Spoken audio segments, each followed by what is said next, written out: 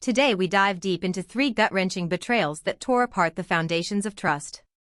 The first story shows how love can slip into a mechanical routine, almost like caring for a pet, leaving the partner feeling invisible. The second reveals how an innocent knock on the door can uncover a hidden vulnerability that forces us to confront our own emotional distance. Finally, we explore how a community built on acceptance can suddenly turn hostile, leaving us questioning our identity. Stick around, because each confession is raw, honest, and filled with the kind of pain that eventually leads to strength. The night I walked in, my partner was humming a silly tune while gently rubbing my thigh, just like she'd do with her dog. I stared, heart pounding, realizing the affection I'd craved was now a rehearsed performance, a copy-paste of pet care. It felt like I'd been replaced by a furry friend, every kiss timed like a treat. The realization crashed over me like a wave, and I wondered if I ever truly mattered beyond a comforting routine. The room felt colder, and the love I thought was unique suddenly seemed scripted. We had been together for 3 years, a steady rhythm of work and weekends that felt safe. She was quiet, rarely showing outward emotion, but she always promised me she loved me. I'd often joke that I was her human dog, laughing it off, never suspecting the line between affection and performance was blurring. Our home was filled with small gestures, the same way a dog's owner might give treats, and I thought it was just her quirky way of caring. In hindsight, those gestures were the first clues that something was off. Gradually, I noticed she'd mirror the exact timing of her dog's needs, a quick pat after I entered, a treat-like compliment after I completed a task, and an endless stream of good boy jokes. She stopped spontaneous hugs, replacing them with practiced scratches on my shoulder. When I asked for deeper connection, she'd respond with a smile and a playful bark, deflecting my seriousness. Those subtle shifts felt like red flags, but I dismissed them as my own insecurity, convincing myself it was just my imagination playing tricks on me. After confronting her, she confessed she'd modeled her affection after the one creature that never judged her, her dog. I left the house that night, heart heavy but clear. Months later, I rebuilt my confidence, setting boundaries and seeking relationships where emotional depth isn't rehearsed. I'm now attending therapy, learning to value my own needs, and I've found friends who respect genuine affection without the veneer of a pet trick. The journey taught me that love should feel like a conversation, not a series of commands. From a silent pet-like love to an unexpected knock at the door, the next betrayal unfolds in a neighbor's craving. Stay with me as we shift from personal intimacy to a seemingly harmless encounter that ends up exposing a deeper, unexpected truth about how we relate to those around us.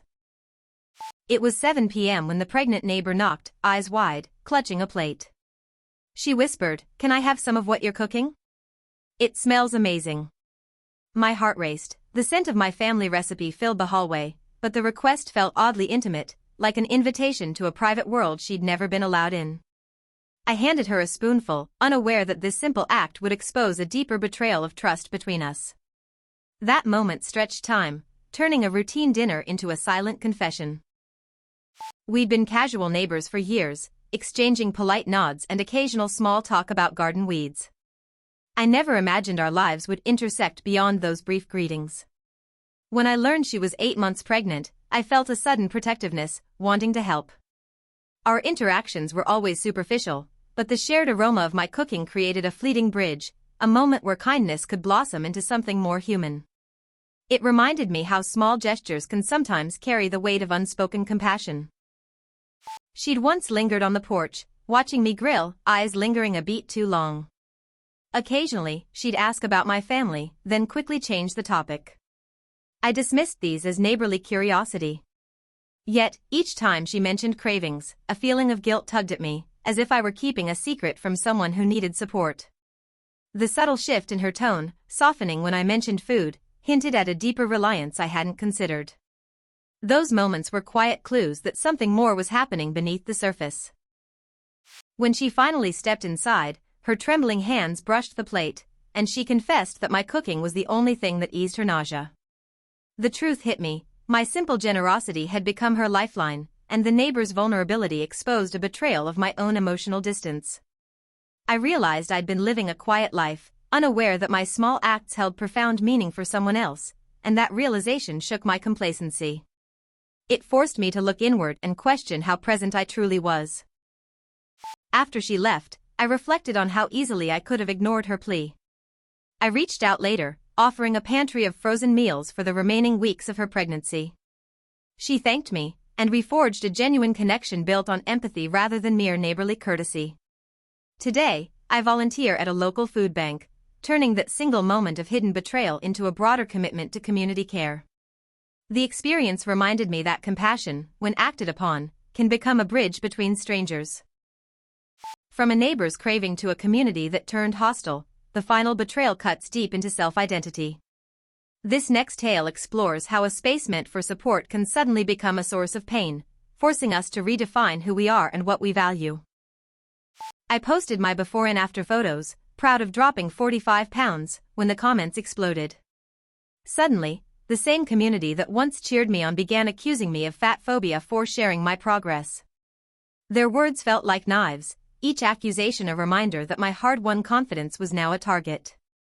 The betrayal was collective, a chorus of voices I'd trusted turning hostile in an instant. It left me questioning whether my journey was truly mine or a weapon in a larger debate.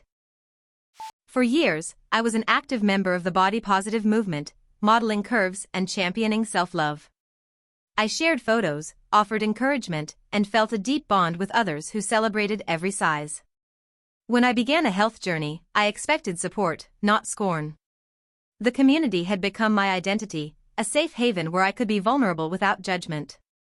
Losing that safety felt like losing a part of myself, as if the very people who lifted me were now trying to pull me down. At first, a few comments hinted at unease, people whispered about selling out or forgetting the cause. I brushed them off, believing they were isolated. Then, subtle shifts appeared, private messages questioning my motives, public posts calling me a traitor. The tone grew sharper, and I sensed an undercurrent of resentment building.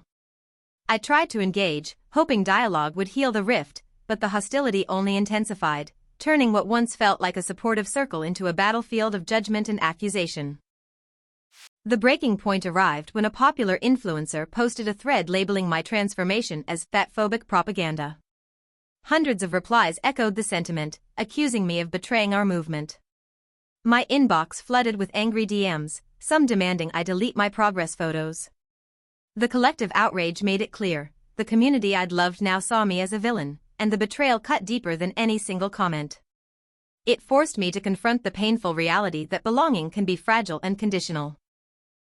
I stepped away, deleting the contentious posts and taking a break from social media. In the silence, I rediscovered why I started the journey, to feel healthier, not to prove anyone wrong.